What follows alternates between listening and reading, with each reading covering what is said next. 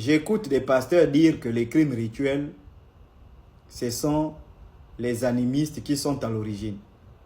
Parce qu'ils ont peur de citer les francs-maçons, les rosicruciens. Beaucoup de vos pasteurs, ils ont peur.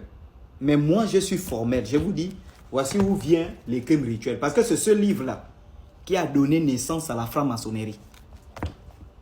Quand les protestants sortent de l'église catholique en 1517, à cause de Martin, tous les protestants qui sortent de l'église catholique deviennent francs-maçons. Et voici l'origine des crimes rituels. D'ailleurs, je vous lis. Juge chapitre 11. À partir du verset 30, on va lire du verset 30 au verset 37. Je vous montre qu'il y a un crime rituel qui s'est déroulé dans la Bible dont les pasteurs n'en parlent jamais. Ils vont maquiller ça en disant c'est un vœu qu'on a fait à l'Éternel. Ah bon?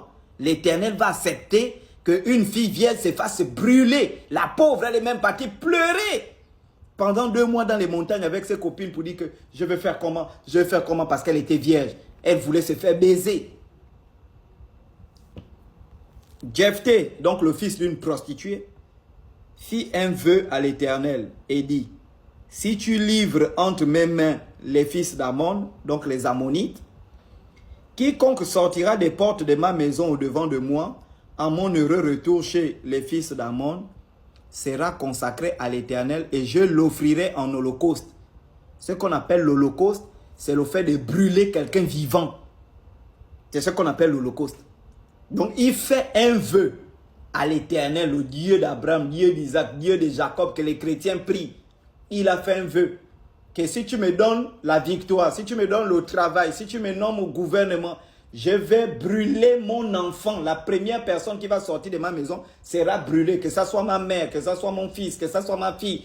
Prends la meilleure personne de ma maison, la meilleure qui est pure, et je vais brûler cette personne pour toi. Il a fait le vœu. Et ensuite, il a eu la victoire. Écoutez à partir du verset 34. Jephthé retourna dans sa maison à Mizpa. Et voici sa fille sortie au-devant de lui avec des tambourins et des danses.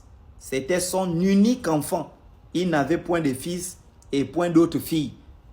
Donc, il a eu la victoire. Donc, quand il a fini de faire le vœu à l'Éternel, il a eu la victoire. L'Esprit de l'Éternel est rentré sur lui.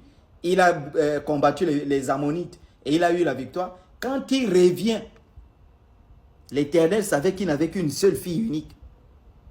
Cette fille est sortie pour pouvoir l'accueillir. Et là, il y a même une hypocrisie, même dans ses propos. Comme il va dire que la première personne qui va sortir de chez moi, je vais être sacrifié en holocauste. Ça veut dire que la personne n'est même pas au courant, il n'y a même pas un consentement. Donc ça veut dire que si c'était son esclave, le pauvre, on l'attrape, on dit, bon, on te sacrifie parce que c'est le chef qui a décidé. Si c'était sa femme, on te sacrifie parce que c'est ton mari qui a décidé. Là, c'est sa fille. Le gars a déchiré les habits.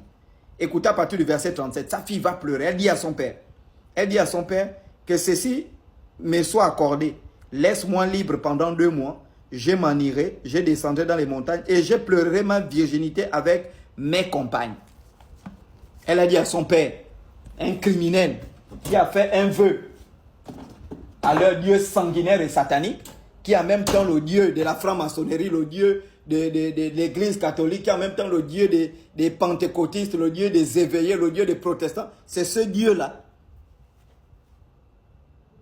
à qui on va sacrifier cette jeune fille qui a pleuré, qui est partie dans les montagnes avec ses copines pendant 2 mois.